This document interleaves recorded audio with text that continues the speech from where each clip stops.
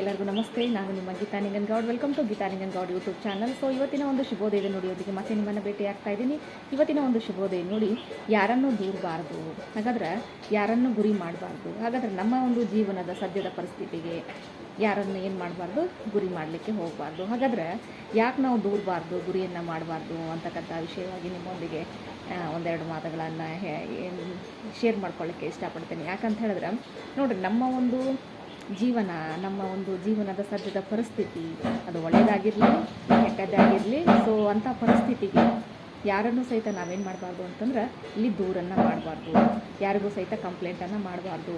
ನೀನೇ ನನ್ನ ಜೀವನವನ್ನು ಹಾಳು ಮಾಡಿದಿ, ನಿನ್ನಿಂದನೇ ನನ್ನ ಜೀವನ ಈ ರೀತಿ ಆಯಿತು, ಹಾಗಾದರೆ ನನ್ನ ಜೀವನ ಈ ರೀತಿ ಚೆನ್ನಾಗಿರ್ತಿತ್ತು, ನೀನೇ ಮಾಡಿದ್ದು, ನಿನ್ನಿಂದನೇ ಇಷ್ಟೆಲ್ಲ ಆಯಿತು, ನೀನು ಹೇಳದೇ ಇದ್ದಿದ್ರೆ, ನೀನು ಸುಮ್ಮನೆ ಇದ್ದಿದ್ರೆ ನನ್ನ ಜೀವನ ಚೆನ್ನಾಗಿರ್ತಿತ್ತು ಅಂತಕ್ಕಂಥ ಸಾಕಷ್ಟು ಕಂಪ್ಲೇಂಟ್ಸನ್ನು ನಾವೇನು ಮಾಡ್ತೇವೆ ಅಂದರೆ ಬೆಳಗಿನಿಂದ ಸಾಯಂಕಾಲ ತನಕ ಎಲ್ಲರಲ್ಲೂ ಕೇಳ್ತೇವೆ. ಅಂದರೆ ಯಾರ್ಯಾರೊಂದು ಜೀವನದಲ್ಲಿ ಫೇಲ್ಯೂರ್ ಆಗಿರ್ತಾರ, ತಮ್ಮ ಒಂದು ಜೀವನವನ್ನು ಅಕ್ಷರಶಃ ಕಳೆದುಕೊಂಡಿರ್ತಾರ ಅಥವಾ ತೊಂದರೆ ತಾಪತ್ರೆಗೆ ಈಡಾಗಿರ್ತಾರ, ಅಂಥವರೆಲ್ಲ ಏನು ಮಾಡ್ತಾರೆ ಅಂದರೆ ಇದೇ ಮಾತುಗಳನ್ನು ಹೇಳ್ತಿರ್ತಾರೆ. ನೀವು ಅಬ್ಸರ್ವ್ ಮಾಡ್ಬೋದು. ಸೊ ನಮ್ಮ ಸುತ್ತಮುತ್ತಲೇ ಇರ್ತಾರೆ ಅವರು. ಯಾಕಂತ ಹೇಳಿದ್ರೆ ನೋಡಿರಿ, ನಮ್ಮ ಜೀವನವನ್ನು ರೂಪಿಸ್ಕೊಳ್ತಕ್ಕಂಥ ಶಕ್ತಿ, ನಮ್ಮ ಜೀವನವನ್ನು ಅಭಿವೃದ್ಧಿಪಡಿಸ್ತಕ್ಕಂಥ ಶಕ್ತಿ ನಮ್ಮಲ್ಲೇ ಇರ್ತೈತಿ. ಸೊ ಬೇರೆ ಯಾರೂ ನಮ್ಮ ಜೀವನವನ್ನು ಹಾಳು ಮಾಡಲಿಕ್ಕೆ ಸಾಧ್ಯ ಇಲ್ಲ. ಯಾಕಂತ ಹೇಳಿದ್ರೆ ನಮ್ಮ ಜೀವನದ ಒಂದು ಕನಸು, ನಮ್ಮ ಜೀವನದ ಒಂದೊಂದು ಅಭಿವೃದ್ಧಿ, ನಮ್ಮ ಜೀವನದ ಗುರಿ, ಅದು ಏನು ನಾವು ಅಂದ್ಕೊಂಡಿರ್ತೇವಲ್ಲ ನೋಡ್ರಿ, ಇಲ್ಲಿ ವೈಜ್ಞಾನಿಕವಾಗಿ ಒಂದು ಸತ್ಯ ಇರ್ತಕ್ಕಂಥದ್ದು ಏನು ಅಂತ ಹೇಳಿದ್ರೆ, ನಾವು ಪ್ರತಿನಿತ್ಯ ನಮ್ಮ ಒಂದು ಮನಸ್ಸಲ್ಲಿ ಏನು ಅನ್ಕೋತೀವಿ, ಹಾಗಾದರೆ ಏನನ್ನು ಯೋಚನೆ ಮಾಡ್ತೀವಿ, ಏನನ್ನು ರಿಮೈಂಡ್ ಮಾಡ್ತಿರ್ತೀವಿ, ಅದೇ ನಮ್ಮ ಒಂದು ಜೀವನದಲ್ಲಿ ಘಟಿಸ್ತಕ್ಕಂಥದ್ದು ಅಂತಕ್ಕಂಥದ್ದು ಸತ್ಯವನ್ನು ನಮ್ಮ ಸೈಕಾಲಜಿ ಹೇಳ್ತಕ್ಕಂಥದ್ದು. ಯಾಕಂತಂದ್ರೆ ಸಾಕಷ್ಟು ಅಧ್ಯಯನಗಳ ನಂತರ ಸೈಕಾಲಜಿ ಆ ಒಂದು ಏನಪ್ಪ ಅಂದ್ರೆ ವಿಷಯ ಈ ಒಂದು ಮಾಹಿತಿಯನ್ನು ಹೊರಗೆ ಹಾಕ್ತಿರ್ತಕ್ಕಂಥದ್ದು. ನೋಡಿರಿ, ನಾವು ಹೆಂಗೆ ಯೋಚನೆ ಮಾಡ್ತೇವೆ, ನಾವು ನೆಗೆಟಿವ್ ಆಗಿ ಯೋಚನೆ ಮಾಡಿದರೆ ನೆಗೆಟಿವೇ ನಮಗೆ ಕಂಡು ಬರ್ತೈತಿ, ಪಾಸಿಟಿವ್ ಆಗಿ ಯೋಚನೆ ಮಾಡಿದರೆ ಪಾಸಿಟಿವ್ ಆಗೇ ಬರ್ತೈತಿ. ಸೊ ಅದಕ್ಕಾಗಿ ನಮ್ಮ ಜೀವನ ಯಾವ ರೀತಿ ಇರಬೇಕು ಅಂತಕ್ಕಂಥದ್ದನ್ನು ನಾವು ರೂಪಿಸ್ಕೊಳ್ಬೇಕು.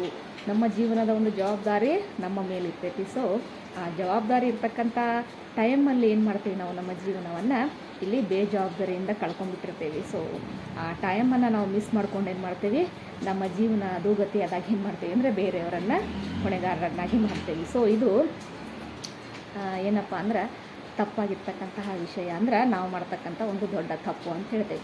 ನೋಡಿರಿ, ನಾವು ನಮ್ಮ ಜೀವನವನ್ನು ಚೆನ್ನಾಗಿಟ್ಕೊಳ್ಬೇಕು ಅಂತ ಹೇಳಿದ್ರೆ ನಮ್ಮ ಗುರಿಗಳು ಸ್ಪಷ್ಟವಾಗಿರಬೇಕು, ನಮ್ಮ ಒಂದು ಚಿಂತನೆಗಳು ಸ್ಪಷ್ಟವಾಗಿರಬೇಕು, ನಮ್ಮ ಮುಂದಿನ ಒಂದು ಏನು ಪೂರ್ವಾಲೋಚತಕ್ಕಂಥ ಒಂದು ಯೋಚನೆಗಳು, ಅಂದರೆ ಈ ರೀತಿಯಾಗಿರ್ತಕ್ಕಂಥ ಎಲ್ಲ ಯೋಚನೆಗಳು ನಮ್ಮಲ್ಲಿ ನಮ್ಮ ಒಂದು ವ್ಯಕ್ತಿತ್ವದಲ್ಲಿ ಅಡಗಿಸ್ಕೊಂಡಿದ್ವಿ ಅಂತಂದ್ರೆ, ಅಂದರೆ ರೂಢಿ ಮಾಡ್ಕೊಂಡಿದ್ವಿ ಅಂತ ಹೇಳಿದ್ರೆ ನಾವು ಮುಂದಿನ ಒಂದು ಫ್ಯೂಚರಲ್ಲಿ ಭಾಳ ಚೆನ್ನಾಗಿರ್ತೀವಿ, ಯಾರ ಹತ್ರನೂ ಹೇಳಿಸ್ಕೊಳ್ಳಿಕ್ಕೆ ಸಾಧ್ಯ ಆಗೋದಿಲ್ಲ. ನೋಡಿ, ನಾನು ಹೇಳಿದೆ ಲಾಸ್ಟ್ ಟೈಮ್ ಹೇಳ್ತಾ ಇದ್ದೆ, ನಾನು ಸ್ವಾಭಿಮಾನ ಇಲ್ಲದೆ ಇರ್ತಕ್ಕಂಥ ವ್ಯಕ್ತಿ ಸಾವಿಗಿಂತನೂ ಕಡೆ ಅಂತ ಹೇಳಿ. ಹಾಗಾದ್ರೆ ಸ್ವಾಭಿಮಾನ ಇರ್ತಕ್ಕಂಥ ವ್ಯಕ್ತಿ ಏನು ಮಾಡ್ತಾನೆ ಅಂತಂದ್ರೆ ಸಾವಿಗಿಂತನೂ ಕಡೆಯಾಗಿರ್ತಾನೆ. ಯಾಕಂತ ಹೇಳಿದ್ರೆ ತನ್ನ ಜೀವನವನ್ನು ಅಧೋಗತಿ ಮಾಡ್ಕೊಂಡ್ಬಿಟ್ಟಿರ್ತಾನೆ. ಸೊ ಅವಾಗ ಏನು ಮಾಡ್ತಿರ್ತಾನೆ, ಒಂದು ಕೆಲಸ ಏನು, ಬೇರೆಯವರನ್ನು ದೂರೋದೇ ಹೊರತು ತನ್ನ ಒಂದು ಜೀವನವನ್ನು ಸುಧಾರಣೆ ಮಾಡಲಿಕ್ಕೆ ನಾನು ಏನನ್ನು ಮಾಡಬೇಕು, ನಾನು ಯಾವ ರೀತಿ ಬದಲಾವಣೆ ಆಗಬೇಕು ಅಂತಕ್ಕಂಥದ್ದನ್ನು ಯೋಚನೆ ಮಾಡದೆ ಏನು ಮಾಡ್ತಿರ್ತಾನೆ, ಅವನು ಬೇರೆಯವ್ರನ್ನ ದೂರ್ತಾ ತನ್ನ ಜೀವನವನ್ನು ಹಾಳು ಮಾಡಿಕೊಂಡು ತನ್ನ ಒಂದು ಸುತ್ತಲಿನ ಪರಿಸರವನ್ನು ಸಹಿತ ಏನು ಮಾಡ್ತಾನೆ, ಅವನು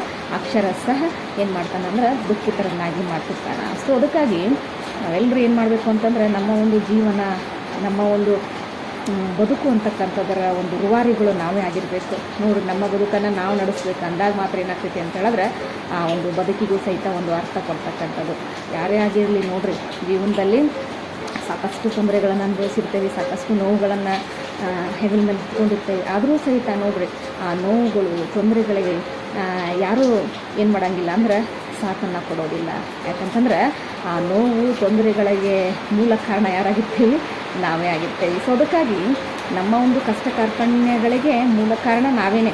ಯಾಕಂದ್ರೆ ನಾವೇನು ಮಾಡೋಂಗಿಲ್ಲ ಅಂತ ಹೇಳಿದ್ರೆ ಇಲ್ಲಿ ಬೇರೆಯವರು ಹೇಳಿರ್ತಕ್ಕಂಥ ಒಂದು ಏನಪ್ಪ ಅಂದ್ರೆ ಸಜೆಷನನ್ನು, ಅಡ್ವೈಸ್ ಆಗಿರ್ಬೋದು, ಸಜೆಷನ್ ಆಗಿರ್ಬೋದು ಅಕ್ಸೆಪ್ಟ್ ಮಾಡ್ಕೊಳೋದಿಲ್ಲ. ಯಾಕಂದರೆ ಅವರು ಮಾಡ್ತಕ್ಕಂಥ ಟೈಮಲ್ಲಿ ನಾವು ಆ ಸಜೆಷನನ್ನು ಅಥವಾ ಅಡ್ವೈಸನ್ನು ಅಕ್ಸೆಪ್ಟ್ ಮಾಡ್ಕೊಂಡಿದ್ವಿ ಅಂತ ಹೇಳಿದ್ರೆ ನಮ್ಮ ಒಂದು ಪರಿಸ್ಥಿತಿ ನೋವನ್ನು ಅನುಭವಿಸ್ತಕ್ಕಂಥ ಒಂದು ಸ್ಥಿತಿ ಆಗ್ತಿರಲಿಲ್ಲ ಅಂತಕ್ಕಂಥದ್ದು. ಸೊ ಅದಕ್ಕಾಗಿ ಪ್ರತಿಯೊಬ್ಬರು ಸಹಿತ ಏನು ಮಾಡಬೇಕು ಅಂತ ಹೇಳಿದ್ರೆ ನಿಮ್ಮ ಒಂದು ಜೀವನದ ರೂವಾರಿಗಳು ನೀವೇ ಆಗಬೇಕು. ಅದು ಎಂಥ ಸಂದರ್ಭನೇ ಇರಲಿ, ಮುಂದಿನ ನಿಮ್ಮ ಒಂದು ಜೀವನವನ್ನು ಸದೃಢ ಮಾಡಿಕೊಳ್ಳಿಕ್ಕೆ ನೀವು ಅಂದ್ರೆ ಪಣವನ್ನು ತೊಟ್ಟು ಅದಕ್ಕೇನು ಮಾಡಬೇಕು ಅಂತ ಹೇಳಿದ್ರೆ ಆ ಒಂದು ಗುರಿಯನ್ನು ಮುಟ್ಲಿಕ್ಕೆ ಏನು ಮಾಡಬೇಕು, ಸದಾ ಸಿದ್ಧರಾಗಿರಬೇಕು. ನೋಡಿರಿ, ಜೀವನದಲ್ಲಿ ನೀವು ಚೆನ್ನಾಗಿದ್ದಾಗ ಮಾತ್ರ ಏನಾಗ್ತೈತಿ, ನಿಮ್ಮ ಸುತ್ತಲಿನವರು ನಿಮ್ಮ ಜೊತೆ ಭಾಳ ಚಂದ ಇರ್ತಾರೆ. ಸೊ ಭಾಳ ಚೆನ್ನಾಗಿರ್ತಾರೆ. ನೀವು ಚೆನ್ನಾಗಿಲ್ಲದೆ ಇದ್ದಾಗ ಏನಾಗ್ತೈತಿ ಅಂತ ಹೇಳಿದ್ರೆ ನಿಮ್ಮ ಸುತ್ತಲಿನವ್ರು ಏನಾಗಿರ್ತಾರೆ, ಪರರಾಗಿರ್ತಾರೆ. ಅಂದ್ರೆ ವಿದೇಶಿಯರಾಗಿಬಿಟ್ಟಿರ್ತಾರೆ ಅವರು.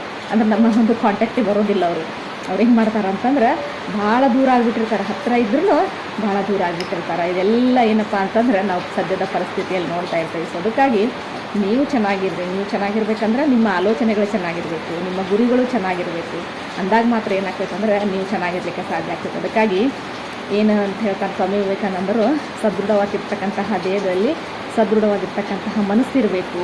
ಸೊ ಆ ಮನಸ್ಸು ಸದೃಢ ಇತ್ತು ಅಂತ ಹೇಳಿದ್ರೆ ನೋಡಿರಿ, ನಾವು ಏನು ಬೇಕಾದನ್ನು ಜಯಿಸ್ಬೋದು ಅಂತಕ್ಕಂಥದ್ದನ್ನು ಅವ್ರು ಆವಾಗಲೇ ಹೇಳಿದ್ದಾರೆ. ಸೊ ಅದಕ್ಕಾಗಿ ಎಲ್ಲರೂ ಏನು ಮಾಡಬೇಕು ಅಂದರೆ ನಮ್ಮನ್ನು ನಾವೇನು ಮಾಡಬೇಕು, ಚೆನ್ನಾಗಿಟ್ಕೊಳ್ಬೇಕು. ಬೇರೆಯವರನ್ನು ದೂರೋದ್ರಿಂದ ನಮ್ಮ ಜೀವನ ಸುಧಾರಿಸೋದಿಲ್ಲ. ನಮ್ಮ ಜೀವನದಲ್ಲಿ ಏನು ಬದಲಾವಣೆ ತರಬೇಕಲ್ಲ ಅದನ್ನು ನಾವು ತಂದುಕೊಂಡು ನಮ್ಮ ಜೀವನವನ್ನು ಸ್ವಲ್ಪ ನಾವೇನು ಮಾಡಬೇಕು, ಇಲ್ಲಿ ಟಾಪಲ್ಲಿ ತೆಗೆದುಕೊಂಡು ಹೋಗಬೇಕು ಅಂತ ಹೇಳ್ತಾ ಮತ್ತೊಂದು ಶುಭ ವೇದನೆಯೊಂದಿಗೆ ಮತ್ತೆ ನಿಮ್ಮನ್ನು ಭೇಟಿ ಆಗ್ತೀನಿ. ಅಲ್ಲಿವರೆಗೂ ನಮಸ್ತೆ.